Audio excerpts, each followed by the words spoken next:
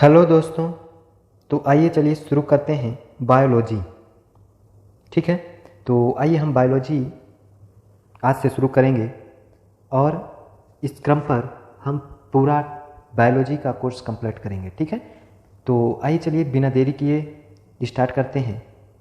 तो हम बता दें कि बायोलॉजी BIOLOGY बायोलॉजी, ठीक है, बायोलॉजी। तो बायोलॉजी का जो मतलब है, तो बायोलॉजी का मतलब होता है, जैसे बायोलॉजी का मतलब, बायोलॉजी को अंग्रेजी में बायोलॉजी और हिंदी में जीव विज्ञान कहते हैं। ठीक है, बायोलॉजी को अंग्रेजी में बायोलॉजी, हिंदी में जीव विज्ञान। तो इसके अंतर्गत हम वे सभी चीज़ें पढ़ते हैं जिनमें जीवन पाया जाता है, जिनमें जीवन पाया जाता है, जिनमें जिंदगी होती है, जिंदगी पाई जाती है, जिन चीज़ों में, उन्हें हम जीव विज्ञान के अंतर्गत पढ़ते हैं। तो वे सभी चीज़ें जिनमें जीवन है उन्हें हम जीव विज्ञान कहते हैं, उन्हें हम जीव विज्ञान के अंतर्गत रखेंगे। ठीक, तो सभी जीवित या सजीव जीव विज्ञान कहलाते हैं। तो अब हम देखेंगे कि जीव विज्ञान के अंतर्गत हम किनको किनको पढ़ेंगे। तो शुरुआत में केवल जीव विज्ञान में जंतुओं को पढ़ा जाता था, जंतुओं के बारे में सिर्फ जंतुओं को रखा गया था जीव विज्ञान में। शुरुआत में केवल जंतुओं को रखा गया था, लेकिन बाद में धीरे धीरे खोज होने लगा, जिसमें सबसे महत्वपूर्ण खोज भारतीय वैज्ञानिक ने किया था। भारतीय वैज्ञानिक जगदीश चंद्र बोस थे। उन्होंने एक महत्वपूर्ण खोज किया कि पौधे भी जीवित हैं। उन्होंने क्या किया? पौधों को भी जीवित घोषित कर दिया। तो पौधों को कैसे जीवित घोषित कर दिया? तो क्रेस्कोग्राफ मशीन, किस मशीन द्वारा? क्रेस्कोग्राफ मशीन के द्वारा जगदीश चंद्र बोस भारतीय वैज्ञानिक ने पेड़ पौधों को भी जीवित घोषित कर दिया। तो यहाँ पर जंतुओं का अध्ययन किया जाता था। ठीक है, जंतुओं का अध्ययन जो था वो बायोलॉजी कहलाता था, बायोलॉजी। लेकिन बाद में जब खोज हो गया तो इसके अंतर्गत हम पेड़ पौधों को भी रखें। ठीक है, हमने फिर क्या किया? इसमें पेड़ पौधों को भी रखा, जीवित हो गया। तो किसने?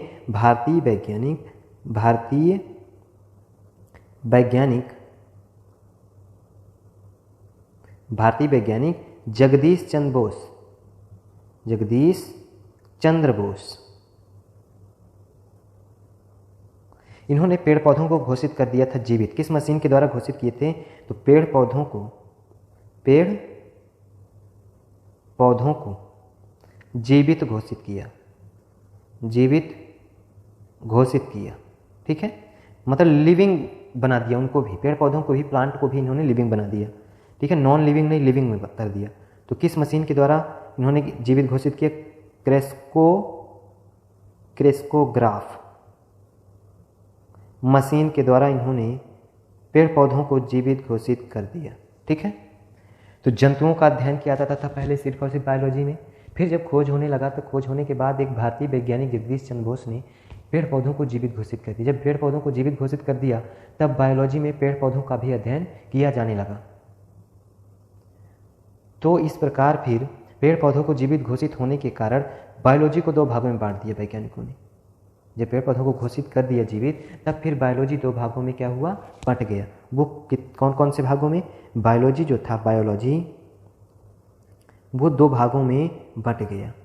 कितने भागों में? दो भागों में। कौन कौन से दो भागों में? तो एक बटा जूलॉजी, एक कौन सा था? जूलॉजी। ठीक है, जियोलॉजी नहीं, जूलॉजी बोल रहे हैं, जूलॉजी। और एक बॉटनी था। एक कौन सा था? बॉटनी। तो बॉटनी और जूलॉजी, दो पार्टों में बायोलॉजी को बांट दिया वैज्ञानिकों ने। तो जूलॉजी में हम जंतुओं का अध्ययन करते हैं, मतलब उसे जंतु विज्ञान कहते हैं। क्या कहते हैं? जंतु विज्ञान। जूलॉजी को हिंदी में जंतु विज्ञान, बॉटनी को वनस्पति विज्ञान कहते हैं। ठीक, वनस्पति विज्ञान कहते हैं। हम जूलॉजी में जंतुओं का अध्ययन करते हैं, एनिमल्स का अध्ययन करते हैं। किनका अध्ययन करते हैं? एनिमल्स। हम इसमें सिर्फ एनिमल्स का अध्ययन, एनिमल्स में मानव भी आ जाता है, ठीक है। हाँ, मानव एक क्या जानवर है, मानव भी जानवर के अंतर्गत आता है, एनिमल्स के अंतर्गत आता है। तो एनिमल्स का अध्ययन किस में करते हैं? जूलॉजी में। एनिमल्स का अध्ययन किस में करते हैं? जूलॉजी में। वनस्पति में पेड़ पौधों का अध्ययन करते हैं। किनका? पेड़ पौधों, मतलब प्लांट का अध्ययन करते हैं। हम इसमें प्लांट्स का अध्ययन करते हैं, मतलब पेड़ पौधों का अध्ययन करते हैं। बॉटनी में पेड़ पौधों का अध्ययन किया जाता है और जीव जंतुओं का जूलॉजी में, ठीक है। तो जूलॉजी में जीव जंतुओं का अध्ययन करते हैं, जैसे हाथी, घोड़ा, बैल, ये सब मानव, सब जो है जीव जंतु, ठीक है। और जंतु में हम उन्हें रखते हैं जो एक जगह से दूसरी जगह गति कर सकते हैं, उन्हें हम रखते हैं जंतु विज्ञान में। मूव कर सकते हैं, मूवमेंट कर सकते हैं।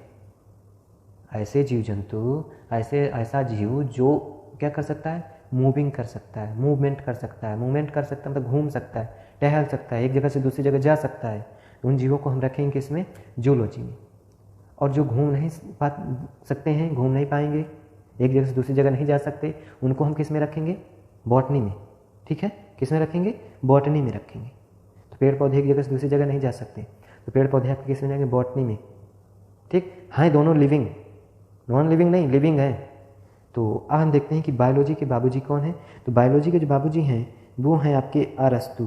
कौन है? अरस्तु। बायोलॉजी के बाबूजी अरस्तु हैं। अच्छा, तो जूलॉजी के कौन है और बॉटनी के कौन है?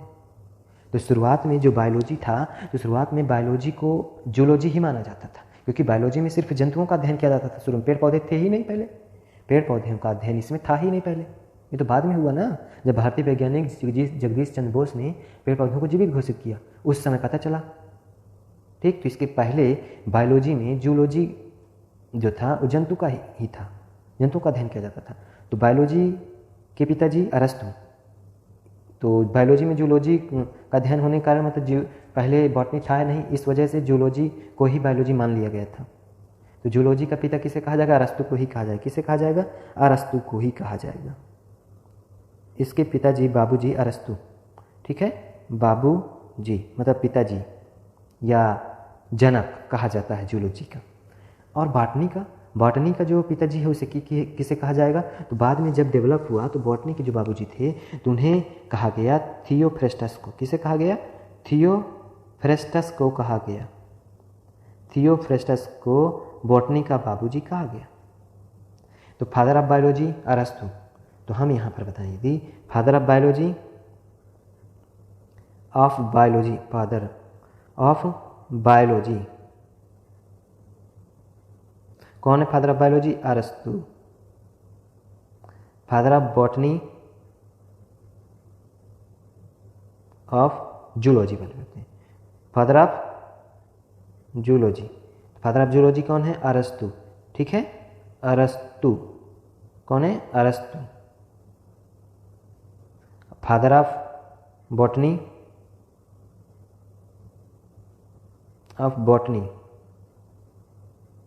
फादर ऑफ बॉटनी जो है थियोफ्रेस्टस, ठीक है। थियोफ्रेस्टस को फादर ऑफ बॉटनी कहा गया। थियोफ्रेस्टस किसके जनक? बॉटनी के। अरस्तु जूलॉजी के, बायोलॉजी के, ठीक है। तो अब हम शुरू करते हैं, चाहे बॉटनी शुरू करें चाहे बायोलॉजी शुरू करें, वो बॉटनी शुरू करें चाहे जूलॉजी शुरू करें, कोई भी टॉपिक आप शुरू कर सकते हैं, कोई भी, चाहे जूलॉजी चाहे बॉटनी, कोई फर्क पड़ने वाला नहीं है। चाहे आप जूलॉजी पहले पढ़ें चाहे बायोलॉजी चाहे बॉटनी पढ़ें पहले। तो हम पहले मान लीजिए जूलॉजी शुरू कर देते हैं, ठीक है। पहले हम शुरू करते हैं जूलॉजी, पहले हम शुरू करें जूलॉजी, ठीक है। अच्छा, जूलॉजी को हिंदी में जंतु विज्ञान कहा जाता है। क्या कहा जाता है? जंतु विज्ञान कहा जाता है। जूलॉजी को जियोलॉजी नहीं कह रहे, जूलॉजी कह रहे हैं। जियोलॉजी भूगर्भ विज्ञान हो जाएगा, जूलॉजी जंतु विज्ञान होता है। तो जंतु विज्ञान का सबसे पहला चैप्टर आपका है सेल। जंतु विज्ञान में सबसे पहले हम पढ़ेंगे सेल, ठीक है। जंतु विज्ञान में क्या पढ़ेंगे? सबसे पहले सेल।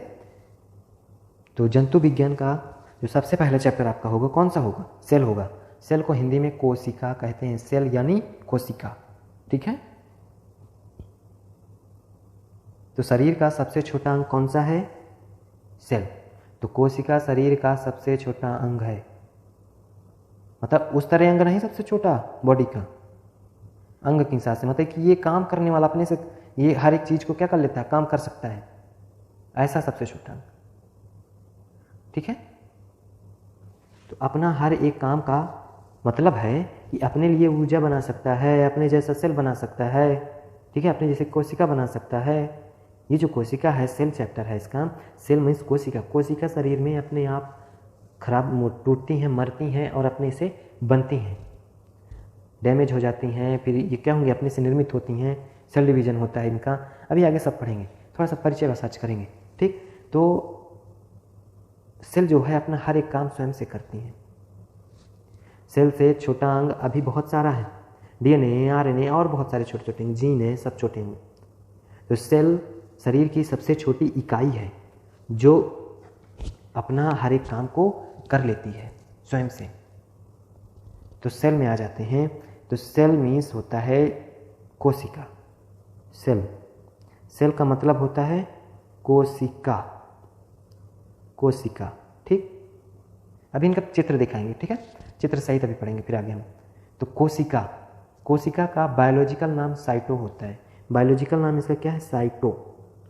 इसका जो बायोलॉजिकल नाम है, बायोलॉजिकल नाम वो है साइटो। क्या है, साइटो। कोशिका का बायोलॉजिकल नाम क्या है, साइटो, CYTO, साइटो होता है। कोशिका का अध्ययन क्या कहलाता है, साइटोलॉजी कहलाता है।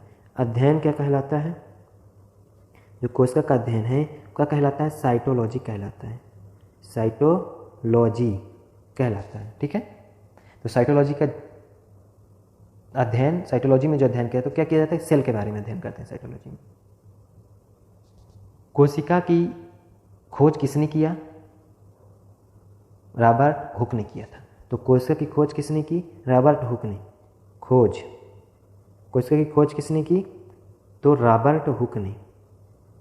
रॉबर्ट हुक ने किया था। कब किया था, 1965 में किया था। कब किए थे, 1965 ईस्वी में। 1965 नहीं, 1665 है, सॉरी 1900 नहीं, 1665 ईस्वी में, ठीक।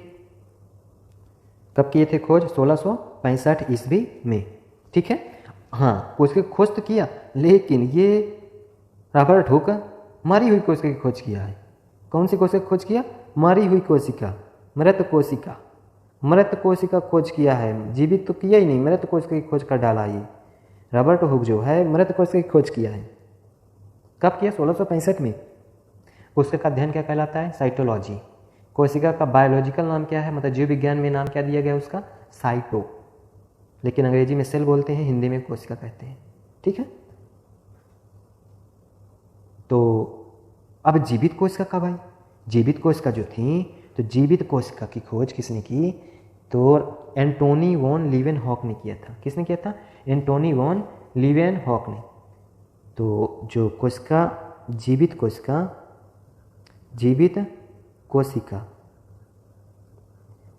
की खोज एंटोनी वॉन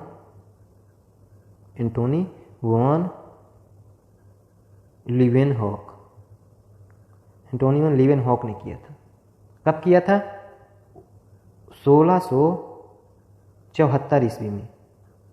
1665 से लेकर 1674 ईस्वी तक लोग मरी हुई कोशिका ही जाने, ठीक। जब एंटोनी वॉन लीवेनहॉक ने खोज की जीवित कोशिका की, तब पता चला कि जीवित होती है कोशिका। तो मरी हुई कोशिका हुक ने किया खोज, और हॉक ने हॉक ने क्या किया, जीवित कोशिका की खोज, जीवित कोशिका की खोज किया था।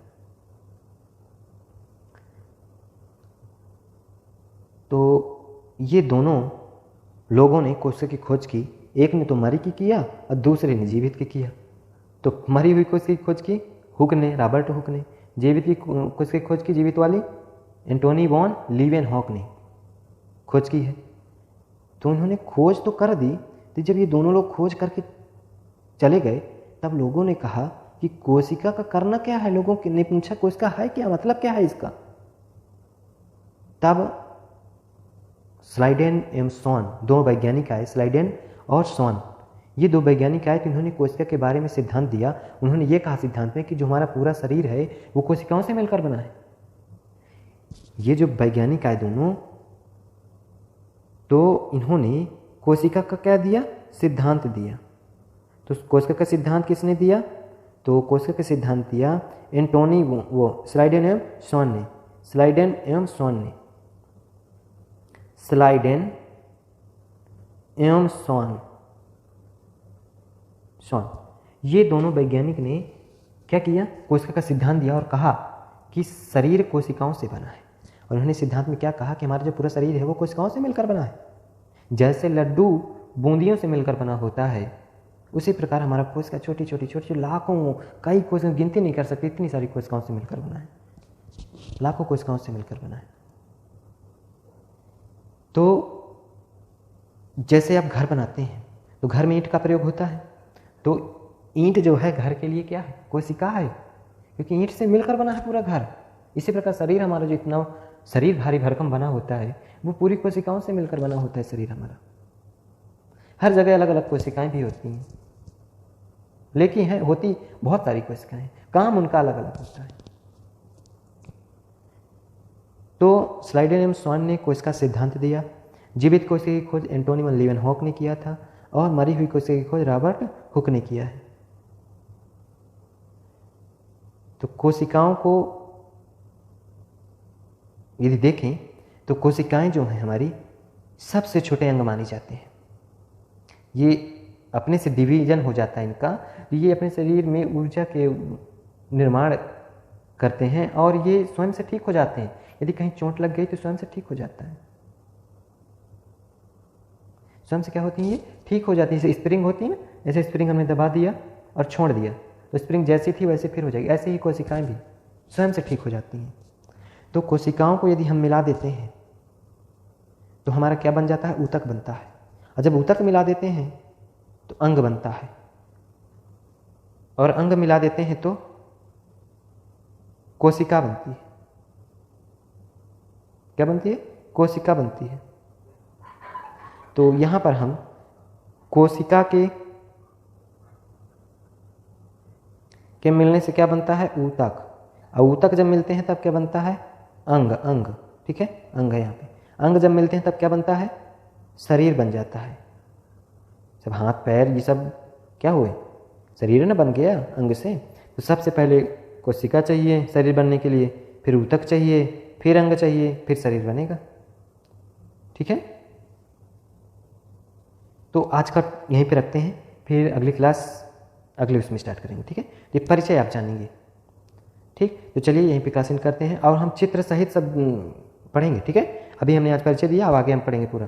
ठीक है, तो चलिए आज क्लास यहीं पे इन करते हैं। ओके, थैंक यू, जय हिंद, जय भारत।